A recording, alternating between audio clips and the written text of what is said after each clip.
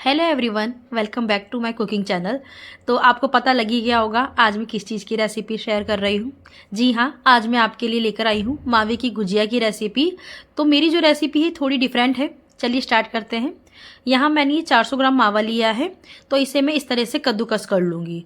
कद्दूकस मैं इसलिए कर रही हूँ ताकि जब हम इसे रोस्ट करेंगे तो वो जल्दी रोस्ट हो जाएगा। लम्स रहते हैं, मोटी मोटी गुठलियाँ रहती है, तो उसे पिघलने में भी टाइम लगता है। तो सभी मावे को मैंने कद्दूकस करने के बाद यहाँ पर एक कढ़ाई में उसको डाल दिया है और इस मावे को हम कम गैस पर भूनेंगे। और भूनते वक्त यही ध्यान रखना है कि इसे लगातार चलाते रहना है, बिल्कुल भी छोड़ना नहीं है। और इस मावे की गुजिया को बनाने में छोटी छोटी ट्रिक्स हैं जिनका हमें विशेष ध्यान रखना है। एक तो ये कि मावे को हमें अच्छे से गोल्डन ब्राउन होने तक भूनना है और बेसिकली हमें इसकी सारी नमी निकालनी है। बहुत लोग होते हैं जो मावे को हल्का ही भूनते हैं तो और उसमें नमी रह जाती है, तो उससे ये होता है कि 5-7 दिन में ही उनकी गुजिया खराब होने लगती है। लेकिन यहाँ पर मैं अपने मावे को अच्छे से भून लूँगी और बिल्कुल इसकी मॉइस्चर ख़त्म कर दूँगी। और भूनने के बाद ये देखिए इस तरह से बिल्कुल ड्राई हो जाएगा, दरदरा। तो इसी तरह से हमें मावे को भूनना है। और इस तरह से अगर आप मावे को भून के इसकी गुजिया बनाएंगे तो मैं गारंटी देती हूँ ये गुजिया आपकी महीने भर से ज़्यादा चलेगी। लेकिन ऐसा थोड़ा कम है क्योंकि ये टेस्टी बनती है तो बहुत जल्दी ख़त्म हो जाती है। तो मावे को भूनने के बाद मैंने उसे निकाल दिया है और उसी कढ़ाई में मैंने यहाँ पे 2 चम्मच घी डाल दिया है।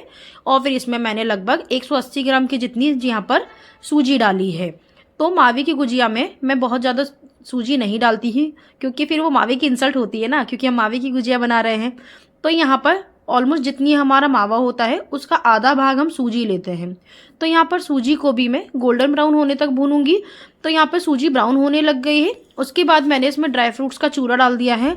तो यहाँ पे 15 से 20 काजू और बादाम लिए थे मैंने। 15 से 20 बादाम और काजू, उन्हें मैंने मिक्सी में इस तरह से पीस कर सूजी में मिला दिया है और सूजी को भी हमने ब्राउन होने तक भून लिया है।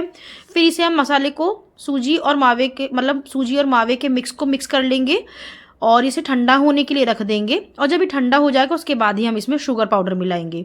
तो जब तक सूजी और मावे का मिक्स ठंडा हो रहा है तब तक हम गुजिया के लिए आटा लगा लेंगे। तो मैंने आधा किलो मैदा लिया है और उसमें मीठे को बैलेंस करने के लिए मैंने इसमें 2 चुटकी भर जितना नमक डाला है। और मोयन के लिए हम यहाँ पर देसी घी का इस्तेमाल करेंगे। तो देसी घी के लिए मैंने 7 से 8 बड़े चम्मच घी डाला है। तो किसी भी चीज़ को जब खस्ता बनाना होता है तो हम घी का ही यूज़ करते हैं और जब उसे बिल्कुल कुरकुरा क्रिस्पी बनाना होता है तो हम तेल का यूज़ करते हैं। तो यहाँ पर हमें खस्ता हमारी गुजिया चाहिए, इसीलिए मैंने घी मिलाया है। और मोयन अच्छा होना चाहिए। आप देखिए यहाँ पर मुट्ठी बन जानी चाहिए। अगर आपको लगता है आपके आटे में मोयन कम है तो आप और घी डाल सकते हैं। फिर इसे नॉर्मल जो पानी होता है, रेगुलर वाटर, उसी से हमें गूँथ लेना है। कोई गर्म पानी का इस्तेमाल नहीं करना है। बहुत लोग मैदा को दूध और दही के मिक्स से भी लगाते हैं, लेकिन मैं वो तरीका प्रेफर नहीं करती हूँ क्योंकि उससे गुजिया बहुत जल्दी ख़राब हो जाती है। तो यहाँ पर ये आटा लगा लिया है हमने, सॉफ्ट आटा ही लगाना है। और हर आटे की तरह इसे भी रेस्ट करने के लिए 10 से 15 मिनट तक ढक के रखना है। यहाँ मैंने गीला ये तौलिया लिया है छोटा और इससे मैं ढक के 10 से 15 मिनट के लिए रख दूंगी। आटे को पूरे टाइम हमें गीले कपड़े से ढक कर ही रखना है। तो आटा रेस्ट कर रहा है, तब तक हमारे ये मसाला भी ठंडा हो गया है। इसे मैंने एक भगोनी में निकाल लूँगी। मावे और सूजी के मिक्स को पतीली में निकाल लिया है। उसके बाद आप देखेंगे कि कितना अच्छा ये मसाला लग रहा है ना, बिल्कुल सूखा सूखा।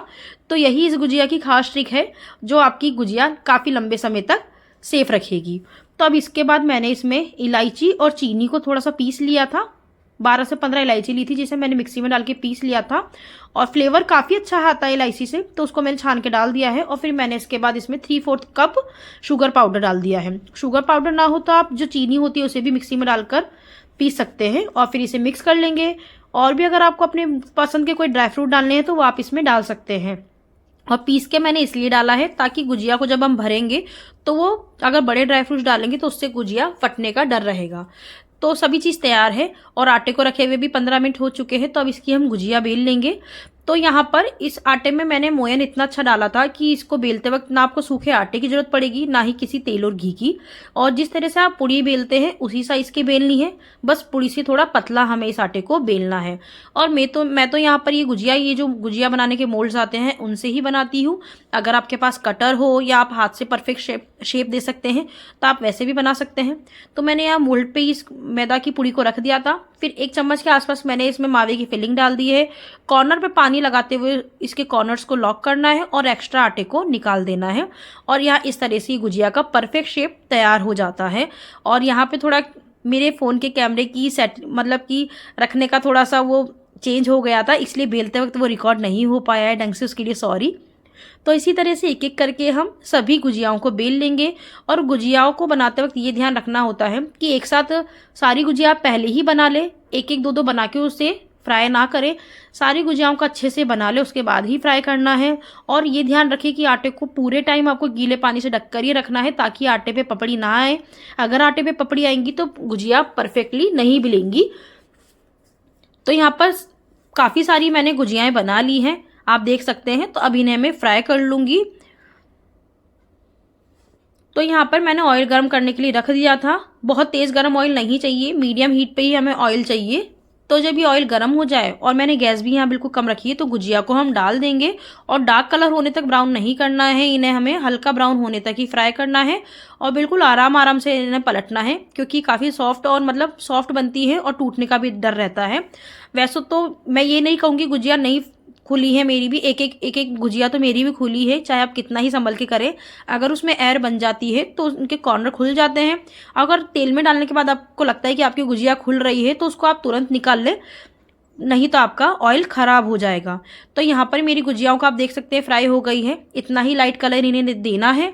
और फ्राई तो ये बहुत जल्दी हो जाती है, जितना टाइम इन्हें बेलने और बनाने में लगता है उसका भी आधा टाइम इन्हें फ्राई होने में भी नहीं लगता है।